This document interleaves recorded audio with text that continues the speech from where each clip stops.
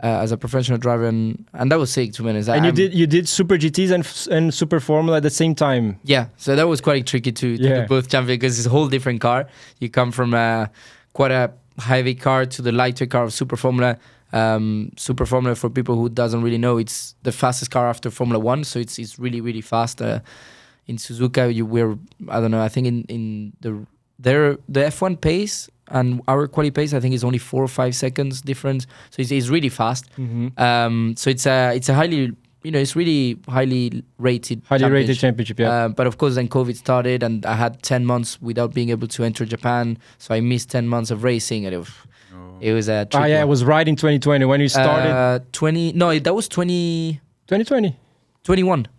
2020 started COVID, but 21 is where I didn't manage to race. I only did 2 races. Because 2020 you stayed there. You didn't leave Japan. 1 year there without seeing my family. I mean, it was horrible. I did 1 year without really leaving Japan at all.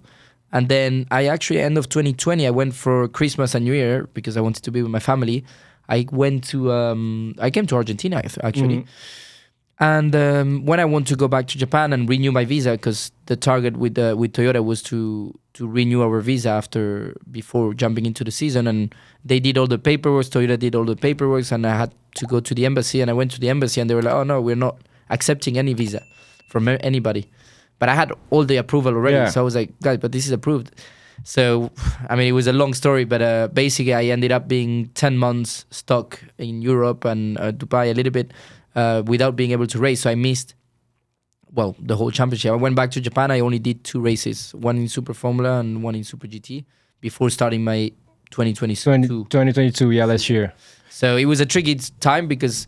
But the championship was going on. Yeah. You just couldn't get in the country. Exactly. And that was a tricky thing for me because I went back... and firstly, my first year in Super Formula, so 2020, it wasn't a good year, but it was fair enough. We did my first podium in my first race. We didn't have the best team, and we did some good results throughout the year.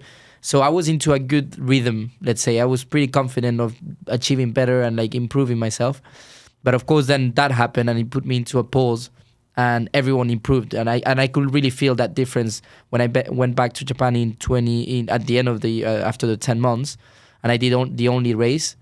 I could see everyone did a massive step, and I of course stayed there. So the 2022 season last year, it was kind of playing a catch-up game the whole season and working double, a lot harder than everybody else to kind of regain that difference that I had of the 10 months. Did that happen to other drivers as well? No, I was the only one. The only one? Yeah, because... They are mainly Japanese? Or? They were, nowadays, because of COVID, unfortunately, before it was quite a lot of Europeans, but since COVID, there is a lot of Japanese.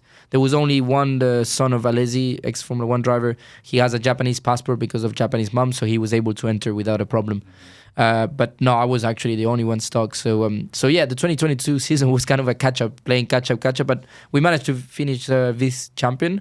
But who knows? I will never know. But if nothing happened in 2021 and I was able to race normally, maybe we could have challenged the championship. Who knows? And that's one of my targets in my future. I really want to go back to Japan and fight for that championship because it's one of the best championships I've been racing in. And is there that championship? Is there a age limit or no? You can be whatever. You can be 30, whatever. 40. Yeah, but of course, it's most of them. It's young, racing. It's a real professional championship. It's not like a junior series or anything like. It's a professional series. They are young because they're good and they get there early. But it's a very strong championship. And most of them are from factory drivers from Honda and Toyota.